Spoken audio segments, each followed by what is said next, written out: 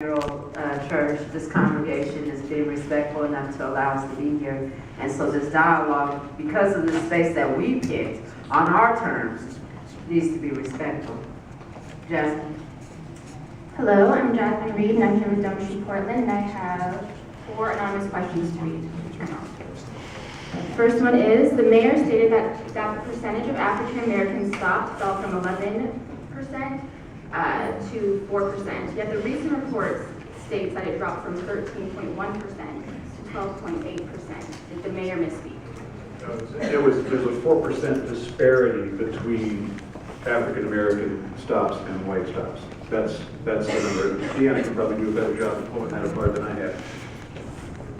We just got those. We haven't done all of the great talking points on them. So actually what changed was the hit rate in finding contraband. So it used to be an 11% disparity between African American and Latinos and white people who were searched by the police. And so now there's only a 4% difference between finding contraband on the white people who were searched and finding contraband on the people of color, African Americans or Latinos.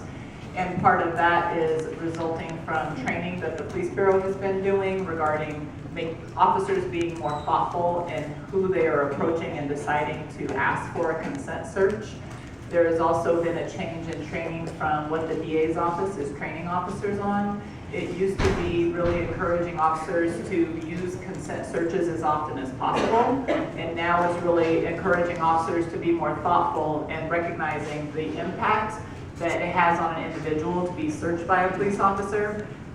It can be very negative when someone is just waiting at the bus and not doing anything. So why are you asking this person for a consent search?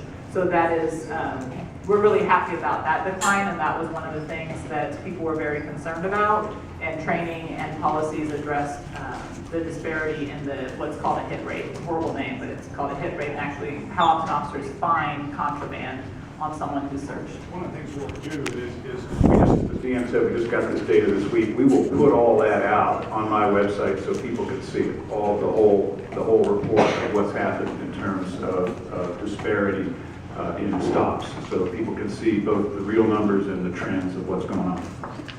Thank you. The second question, in the early 90s, I carried 2 petitions to give the Citizen Police Review more power.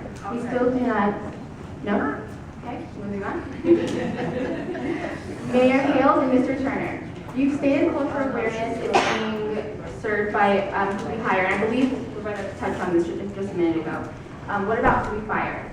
What about current officers with history of excessive force against people of color and people that suffer from mental health issues that are still serving on force? Yeah, again, I can't do anything about the past, but in the last 2 years, the past before I became mayor, that is, but I can apply discipline day by day now, and the chief sends me recommendations and I act on them. So again, I think if you look, we've been pretty consistent that if you violate the rules, whether it's disparate treatment, whether it's personal behavior like getting drunk and driving, which is something that we have had to fire people for, we've been really consistent about applying those rules now. And real quick before you go, Jasmine, because Jasmine is bringing up anonymous questions.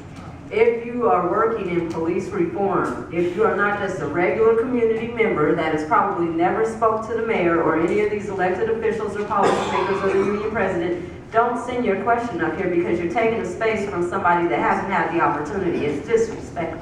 What you also can do, by the way, if we run out of time today, is you can email those questions to us and we'll get you my answer.